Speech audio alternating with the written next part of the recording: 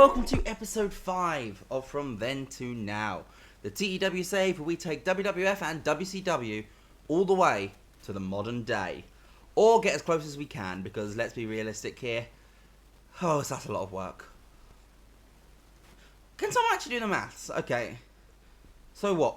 Right now we've got WCW Saturday Night and Superstars as our two main shows, with B shows coming in.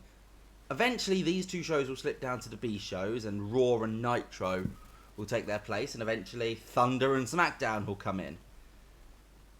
How many episodes is this? So that's what, it's about 100 a year? Oh fuck. 100 a year.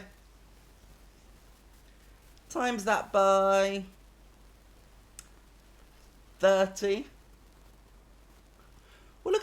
We're looking at a 3,000 episode deep series. So you know what? If I'm not better at editing by the end of this series, something's gone fucking wrong.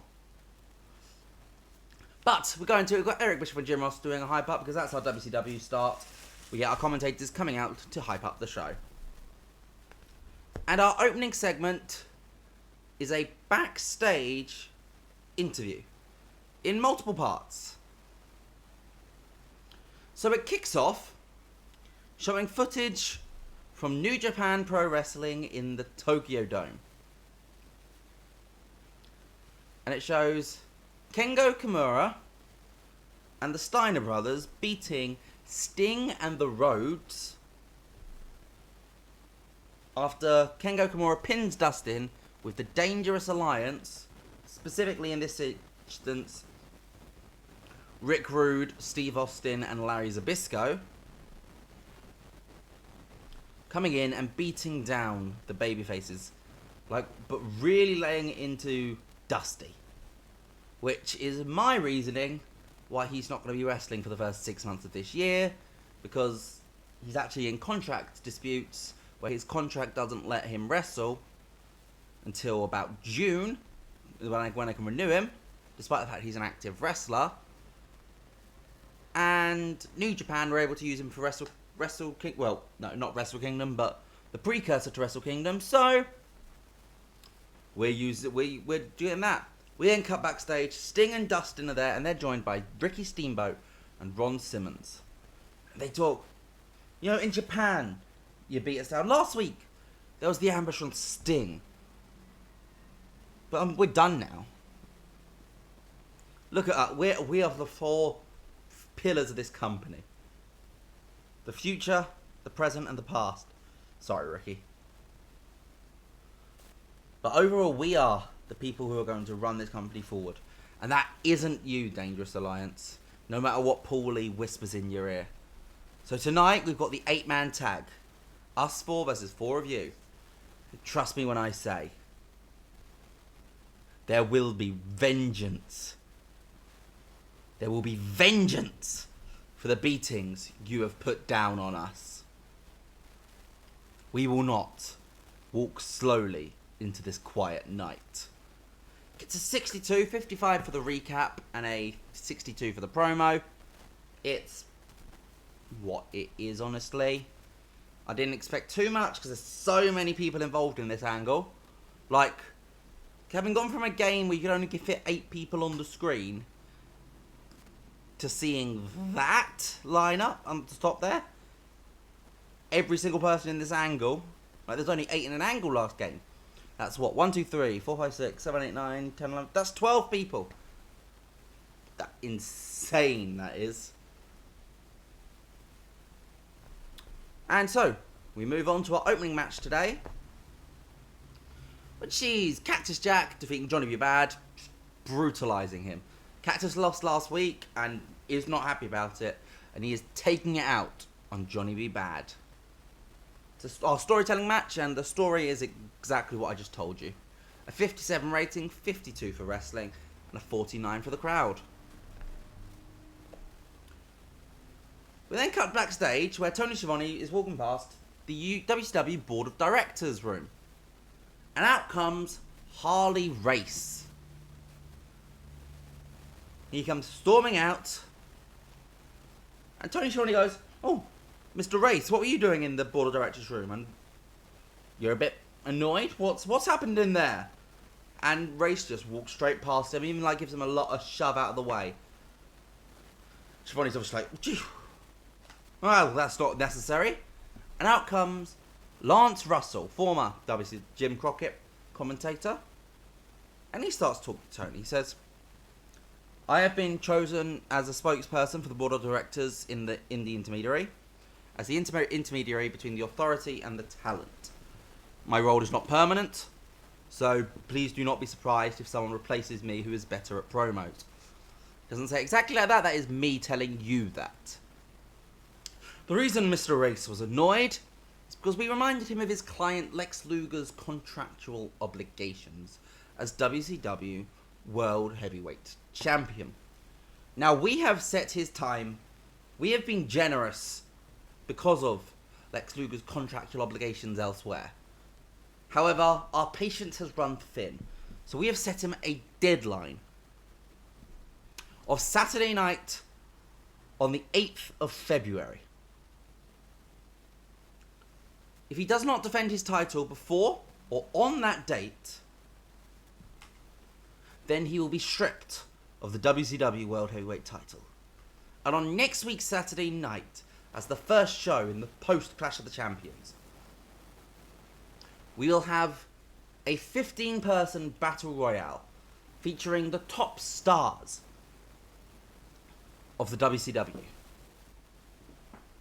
to decide the person who Luger will contractually be obligated to defend against. Thank you very much, Mr. Schiavone. If you don't mind, I need to get back to work. We're essentially putting in an authority figure, but I am not sold on if it's going to be Lance Russell yet. I have an idea for who it could be if it's not Russell, but it is Russell for now. There may be an angle which writes him off at some point, or we bring in a new spokes. But actually, no, that's the key. He's not the authority figure. He's the spokesperson for the authority figure. He's an intermediary. He's the middleman. Not the actual person pulling the strings. So that's my out if I need to. So we get a tag match which was set up last week on the B shows. Vinny Vegas and the Diamond Stud defeats PN News and Marcus Alexander Bagwell. I'd imagine when the entrances happen for this match, we get a brief recap of the two matches last week.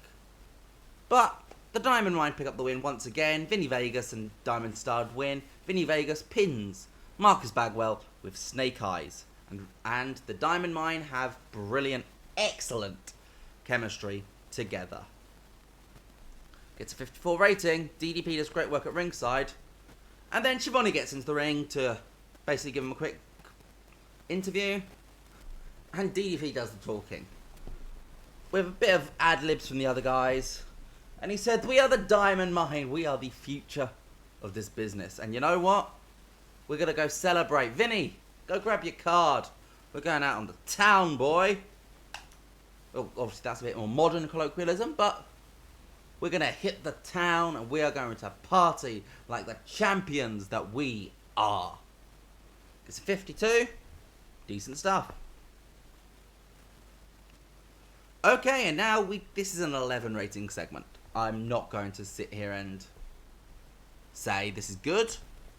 But in 1992, this would be necessary. We're boosting our relationship with the juniors division, or the light heavyweights as we call them. So we've got 6 brand new light heavyweights, and you may notice a name which I will get to in a second, which is a bit different to the others. We have Chris Benoit, and we show clips of his CWA tours with Europe. We've got Eddie Guerrero, we show clips of him in Mexico, show clips of his team with Art Barr, who, if he ever comes available, I will want to bring in. We show Sabu and Too Cold Scorpio, their clips on the independent scene in the small venues. Ultimo Dragon, we show some of his clips from his Japanese and Mexican tours. And Marty Jannetty, we show clips of him from his days in the AWA. Now, of course, Marty's an interesting one because, well, he was signed to the WWF at the start of this game. And here he is, appearing in WCW. Because simply put, I didn't have plans for him in WWF. I didn't see any interest in doing the Jannetty Michaels feud. I wanted to move Michaels onto bigger and better things. So, what was the point in having Marty Jannetty at that point? He was just going to be a job guy for me in WWF. Whereas, in WCW, I mean, realistically, I could see him as being one of my, at least mid-card light heavyweights at lowest. He could easily be a top light heavyweight in these early days. So, there was no real point in keeping him in WWF when I could use him better in the other company. Now, people have often asked, how are the Shinings going to work? And this is how. They're entirely narrative. The war that WCW and WWF are at is to put on the best product. They're not helping each other. But if I don't have use for someone, I'm just going to release them. And if the other company happens to have a use for them, which works, perfect. And yeah, so that's how Marty Jannetty has ended up here. And he actually gets his debut straight away, teaming with Pillman and Liger to take on Richard Morton, Benoit and Guerrero. Gets a 65 rating, and honestly, some good signings. Everyone except for Benoit actually outperformed Morton, who's the number one contender. So it does show that Jannetty, Guerrero were great signings. Benoit, considering how low his pop is, also a great signing. Gets a 65 rating, or wrestling 59. Obviously, the crowd's not going to be into it. 3 of the guys literally only just got introduced in a video package, which got an 11 rating 30 seconds ago. But Liger pins Eddie with the Brainbuster, which I'm sure will be a legendary feud when we get round to that one. Get a little bit of a backstage segment here. It's pre-recorded, despite that, Brad Armstrong was still shit. And Brad and Scott approach their brother, Steve, and they say, look, the title might be on the line this Tuesday. You're still my brother. And I'm still going to show you that respect. And we hope that you will do the same. And Steve does agree that, yeah, look, I want to retain my title. I'm a little annoyed that you guys are the ones coming after it. I have to do what I've got to do. But you're my brothers. And family is important to me. It's a 29 rating. Brad Armstrong was terrible. Although based on that 29, their improvising well wasn't great anyway. Big Josh defeats Abdullah the Butcher with Northern Exposure. Just simmers the crowd down a little, but also continues one of our storylines. It's Big Josh showing that he can hang with the big guys. We cut backstage promo with Missy Hyatt, and Barry Windham is the one being interviewed, who also struggled with a script in with multiple takes. That's a bit more worrying, because Barry Windham is someone I actually have plans for. And he's talking about his victory last week in the main event, and what his plans are for 1992, and he wants the WCW World title. That is his long-term goal. And you know what? Based on that promo rating and his struggling without a script on taped, it's going to be a long-term goal. And we get the second part of the Vader Big Josh matches as Vader defeats PN News, who I have just realised I booked on double duty on this show. Will pretend that one of those matches was pre-taped. And we'll say that was just a syndicate. And the interview was what was live. That's how I'm going to kayfabe that. But Big Van Vader defeats PM News in 4:24 with the Vader Bomb. Vader gets an 80. Jesus Christ, he's pulling off an 80 in a 4-minute squash match. And it gains heat in the storyline, and after the match, Big Josh jumps him. Well, not really jumps him, but they go face to face. And Vader just will not take Josh seriously. And based on the comments, neither are you guys. And the main event match sees Sting, Simmons, Steamboat and Rhodes defeat the Dangerous Alliance of Bobby Eaton, Arn Anderson, Larry Zbyszko and Steve Austin when Sting submits Steve Austin in the Scorpion Deathlock. Ricky Steamboat was miles ahead of everyone, putting on 88 in a TV main event. Loved that for Ricky. And as a result of their victory,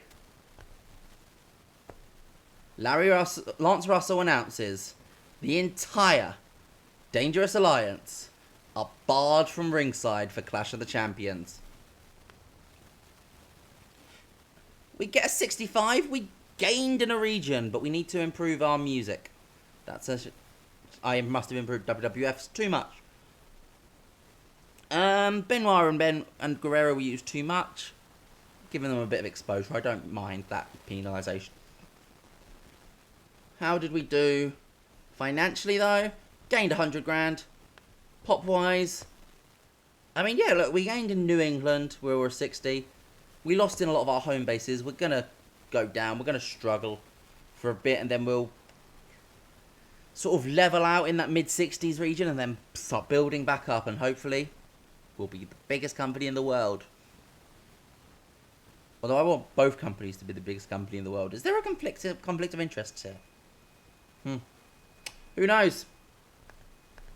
But let's move on to our AIB shows, because it turns out, well, not our text-to-voice B shows, because it turns out you guys actually quite liked that. So, here we go.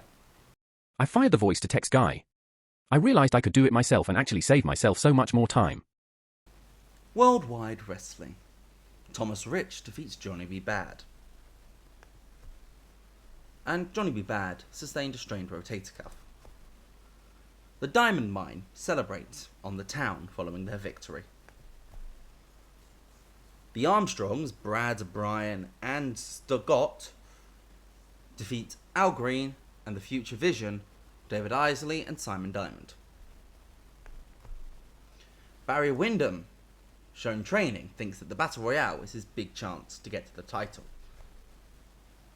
Junkyard Dog defeats Bob Cook with a power slam and a creative finish. I'll let you think what that is. The Great Mutar defeats Rip Rogers with the Shining Wizard. Mr. Hughes defeats the Z-Man. Paul Dangerously tells Rick Rude that he has a plan and there's no need to worry. Worldwide Wrestling gets a 45. WCW main event. Sergeant Buddy Lee Parker defeats Bill Casimir with a pile driver. Richard Morton, number one contender for the light heavyweight title, defeats Joey Maggs with a diving crossbody. Vinny Vegas defeats Van Hammer with Snake Eyes, and they have great chemistry. Ron Simmons hypes up his match with Steve Austin at Clash of the Champions. Ole Anderson does a brief promo talking about his role on the WCW Board of Directors. A recap of the Barry Windham promo from Worldwide Wrestling. Dustin Rhodes talks about the chance he has been given with his dad on the shelf. Larry Zbyszko hypes up the Dangerous Alliance and their cunningness. Brian Pillman defeats Rip Rogers with Air Pillman. Arn Anderson hypes up the tag team title match at Clash of the Champions. Overall, main event gets a 57 rating. Well, unfortunately this episode is actually going to end on a bit of a negative note. Because turns out ITV weren't really happy with the level of show we were sending across the sea. And as such, they have cancelled both of our B shows from airing in the UK. That's an issue on its own, except Worldwide Wrestling was exactly that. It didn't air in the US, it only aired in the UK. So that's it. Worldwide Wrestling is off the air. For next episode of WCW, well, next episode of WCW will be Clash, but next TV episode of WCW will only have one B show. Well, I guess that's just how the cookie crumbles. See you next time for the Royal Rumble. That'll get us a bit more hyped. Bye.